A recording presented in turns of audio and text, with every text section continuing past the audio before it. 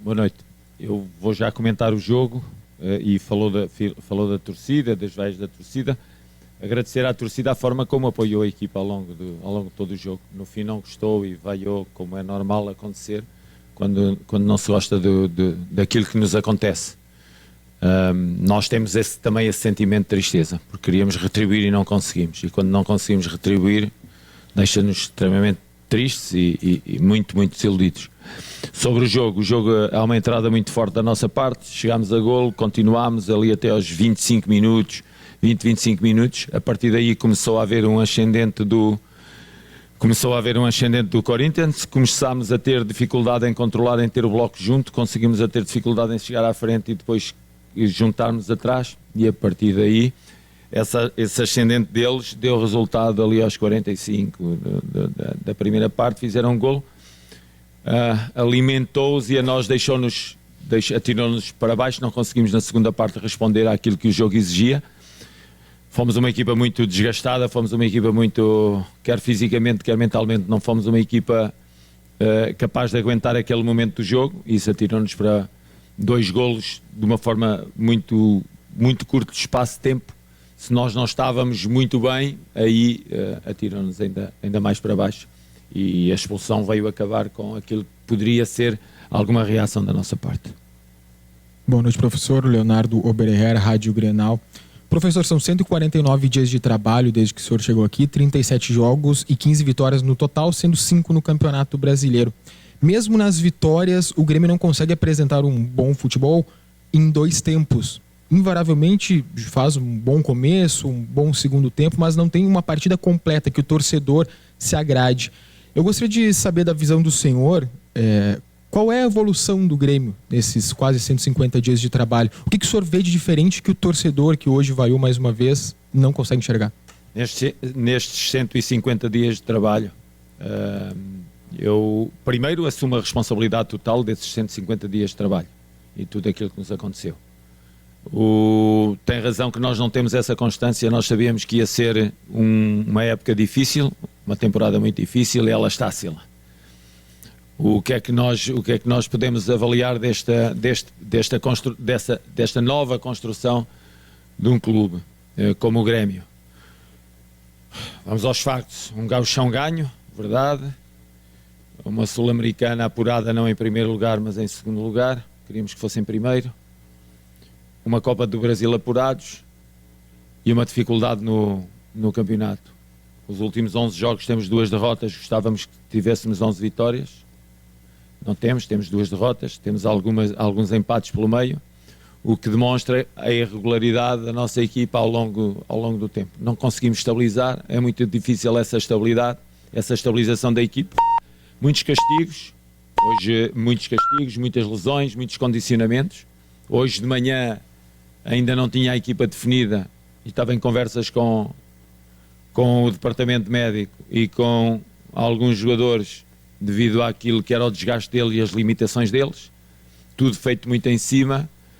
Isso provoca essa instabilidade. A avaliação é uma avaliação de ter tido muito trabalho ao longo destes 4 meses e gostaria que os resultados desse trabalho tivessem sido melhores fundamentalmente no campeonato. Luiz Castro, boa noite. Leonardo Boff, Bandeirantes. Você fala, também, Luiz, sobre o calendário, que é muito difícil ter uma sequência de treinamentos, mas agora o Grêmio vai ter a parada para a Copa do Mundo, vai conseguir esses treinos, só que logo após a Copa o calendário retorna, as lesões também retornam, a dificuldade também retorna. É possível prometer para o torcedor que o Grêmio do segundo semestre ele será melhor do que o Grêmio vem apresentando nesse primeiro? Aquilo que eu sempre prometi ao longo da minha carreira foi trabalho. Não sei prometer mais nada.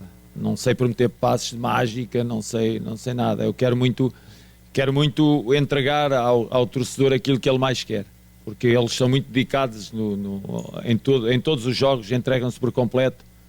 A simpatia do torcedor nas ruas de Porto Alegre, quando saio, quando vou ao super, quando vou a uma farmácia, quando ando na rua, é algo que eu gostava e quero muito retribuir. Não estou a conseguir na plenitude, temos tido momentos em que entregamos, outros momentos em que não conseguimos entregar essa estabilidade que eu procuro. Agora, se ela vai ser conseguida e quando vai ser conseguida, Só o trabalho é que vai determinar quando é que ela vai ser conseguida ou não, e o tempo vai determinar quando ela vai ser conseguida ou não. Não lhe consigo dizer quando é que vai ser conseguida uma equipa, nem eu nem nenhum treinador consegue dizer isso acerca daquilo que é o futuro da sua equipa. Professor, sobre isso, Jason Lisboa, Rádio Gaúcha, chamou atenção antes do jogo, na hora da divulgação da escalação, o seu nome foi o mais vaiado pelo torcedor que já estava em grande número na arena. Depois do jogo, todo mundo, claro, por óbvio, foi vaiado.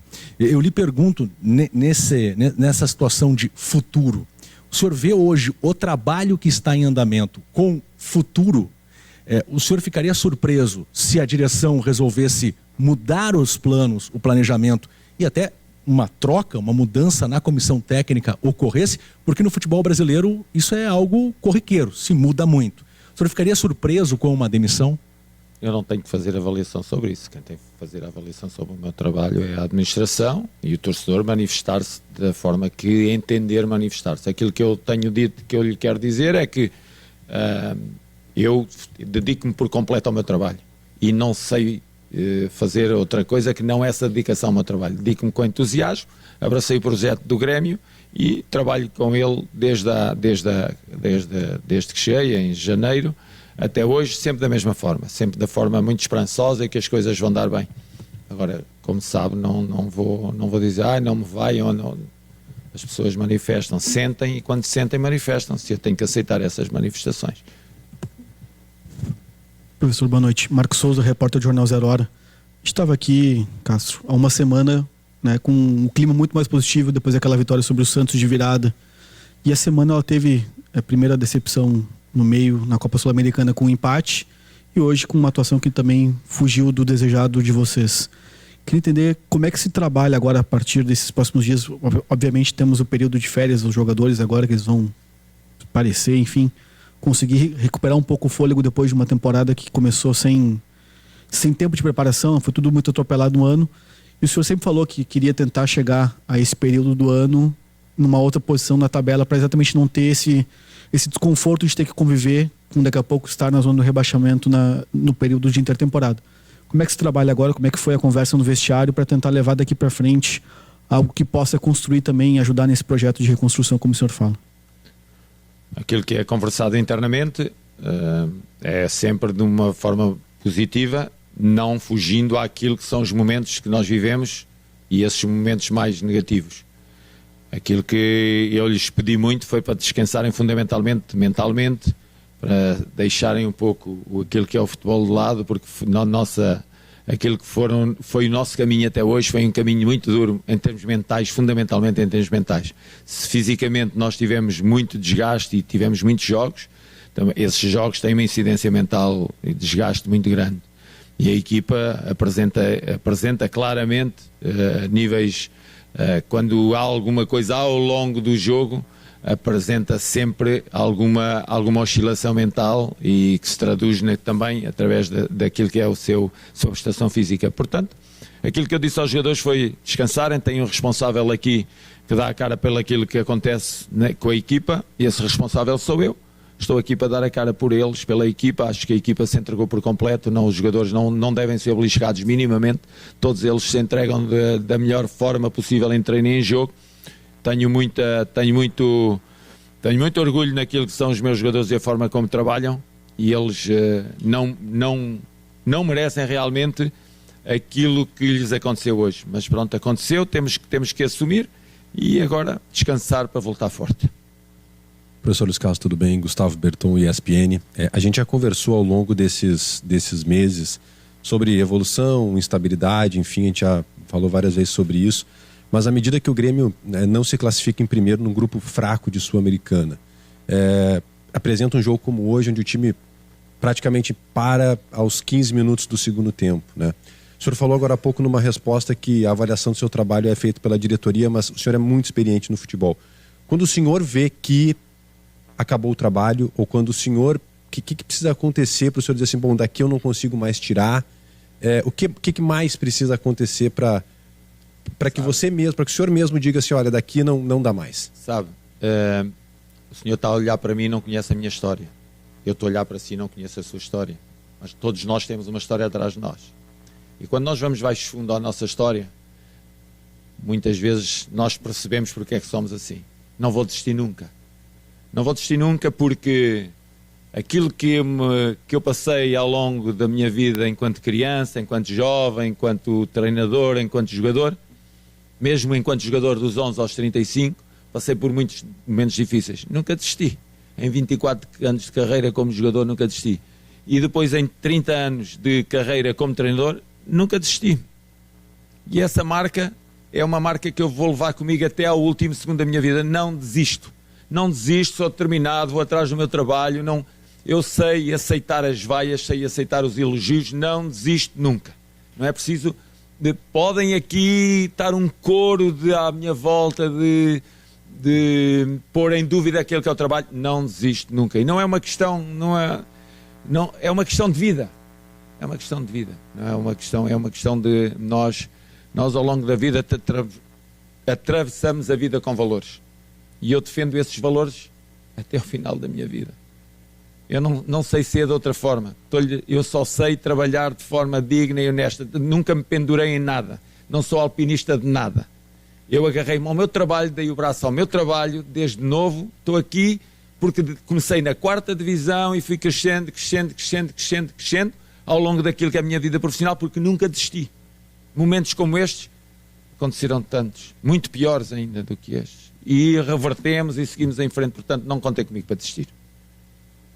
Professor, aqui, Vinícius Malman, da Rádio Independente. Eu queria que você explicasse a estrutura de meio de campo que você manteve, né, no primeiro tempo contra o City Torque, que você mesmo disse que não funcionou. Depois, no segundo tempo, você muda com o Mac na oportunidade como meio, e hoje você volta, né, a atuar com o Mac aberto e outro ponta, o TT também aberto, sem um meia central. E no segundo tempo, especialmente, o Corinthians encontrou uma certa facilidade em encontrar aquela bola no Yuri Alberto, e que acabou rendendo 2 gols dessa forma, com o Yuri Alberto conseguindo segurar a bola, virar e encontrar esse passe. Existe a chance, o que você pensa sobre essa estrutura de meio de campo, se você vai manter ela ao longo desse trabalho que você vai ter, ou a partir de agora vai mudar? Desculpe, mas eu não... Deixe estar o microfone, desculpe, mas eu não entendi. A estrutura a primeira parte da pergunta, porque está-me a dizer que o MEC jogou onde? Não.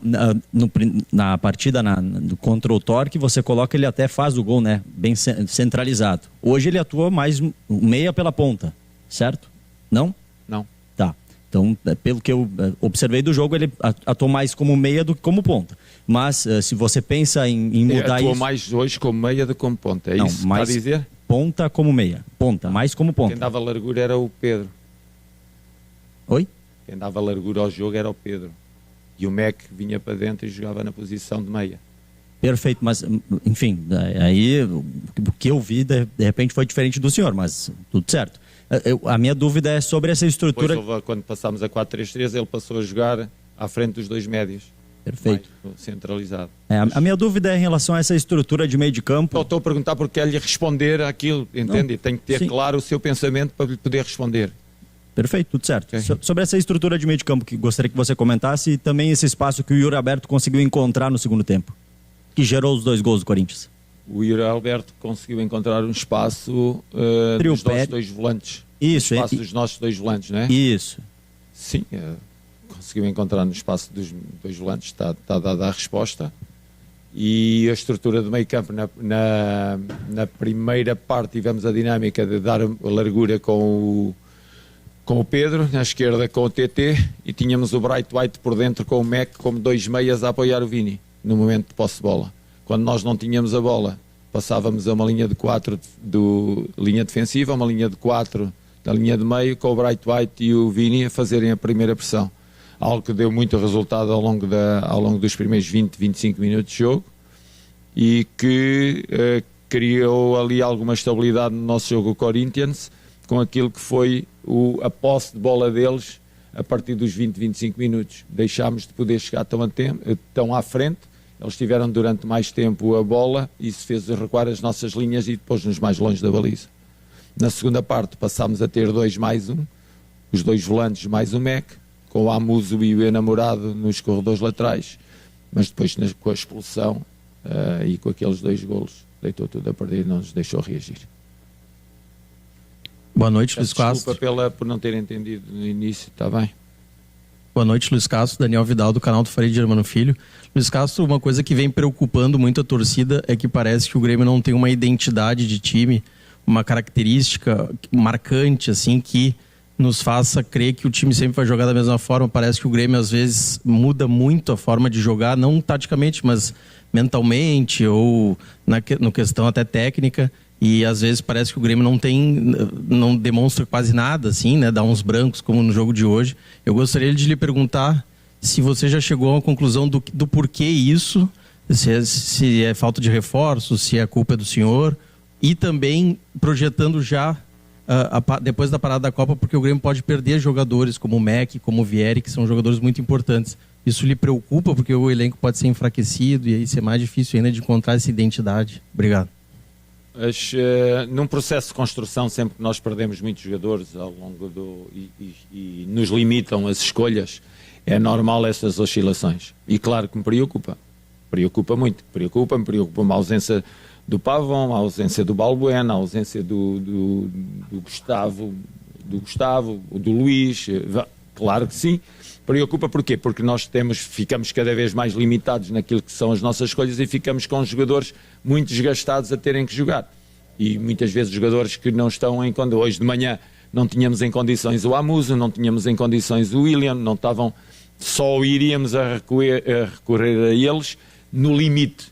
Não porque eles apresentavam, para além de apresentarem alguns sintomas gripais, também apresentavam algum desconforto. E isso limita-nos, claro que sim, essas oscilações, porque não somos uma equipa que transitou de um ano para o outro por completa, foi uma equipa que houve muita saída de jogadores, houve muita entrada de jogadores, e está a ser extremamente difícil estabilizá-la. Confesso que sim. Agora temos dedicado muito à gestão. O treino, como vocês sabem, não existe tanto, temos dedicado muito à gestão daquilo que são os jogadores, mas é uma gestão difícil, claro que é, por causa disso que lhe acabei de dizer. É uma equipa que não vem do ano passado para este ano com um número alargado de jogadores, é uma construção nova e todas as construções são muito difíceis e muito perigosas. Sempre o disse, não o escondo. Luís. Passei por isso várias vezes, estou a passar por isso outra vez. Luís, Lucas Pilar, Bagé TV aqui. Você falou sobre os 4 meses de trabalho também, que é difícil ter uma construção em meio à reformulação. Só que a gente, por outro lado, tinha um adversário que tinha menos tempo de trabalho de outro treinador, que é o Fernando Diniz. Chegou ao meio da temporada e conseguiu ser superior ao Grêmio, claro, muito por conta de uma expulsão que aconteceu no segundo tempo, mas começa o segundo tempo melhor e consegue fazer o placar positivo para a equipe paulista. Mas por qual motivo o lado de lá conseguiu ser superior, o Grêmio não conseguiu corresponder dentro da sua casa? São os falta de jogadores, essa reformulação? Qual que seria o motivo de o Grêmio não conseguir ser superior ao Corinthians dentro da casa hoje? Eu assumo as minhas responsabilidades de termos sido uma equipa inferior à do Corinthians durante a segunda parte. Assumo por completo, ok? Isso não há... Nunca haverá problemas alguns em assumir aquilo que eu faço no meu trabalho. Sou responsável pelo meu trabalho sempre. E olho sempre de frente aquilo que faço. Não fujo às coisas, estou sempre no campo de batalha exposto.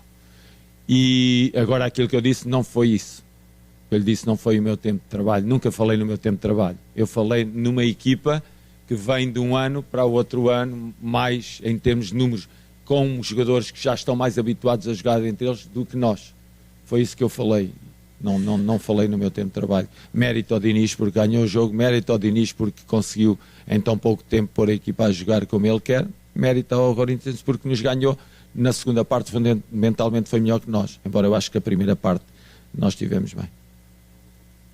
Ao longo de 25 minutos, como eu disse. Mister, boa noite. Bruno Abchecker, Rádio Imortal. O Grêmio, com o resultado da partida de hoje e dependendo do jogo do Vasco e do Santos, pode passar esse período de parada da Copa do Mundo na zona do rebaixamento. O quanto isso muda no planejamento do Grêmio? O senhor disse já que o planejamento existe para o ano inteiro e as pequenas alterações vão sendo feitas conforme a situação da equipe. Quanto isso muda o planejamento e preocupa o senhor poder passar esse período na zona do rebaixamento? Preocupa porque não é uma zona onde nós queremos estar e quando nós não queremos uma coisa preocupa-nos estarmos lá. Claro que preocupa. aquilo que eu tinha como objetivo a médio prazo, quando falei há 2 semanas atrás, era chegarmos nesta altura fora da zona de rebaixamento. Se lá estivermos, preocupa-nos muito. Agora, a verdade é que estamos ali perto, mesmo que tivéssemos mais um ponto, que tivéssemos empatado o jogo, continuaríamos ali por perto e continuaríamos preocupados.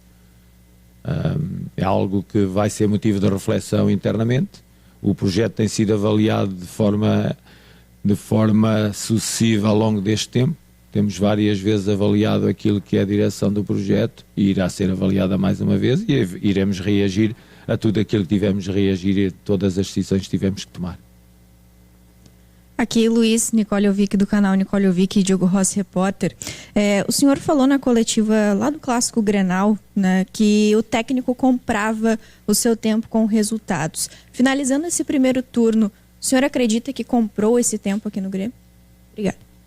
Acredito que compro o meu tempo com resultados e com o meu trabalho. Acho que é preciso melhorar os resultados para continuar a comprar esse tempo que fala.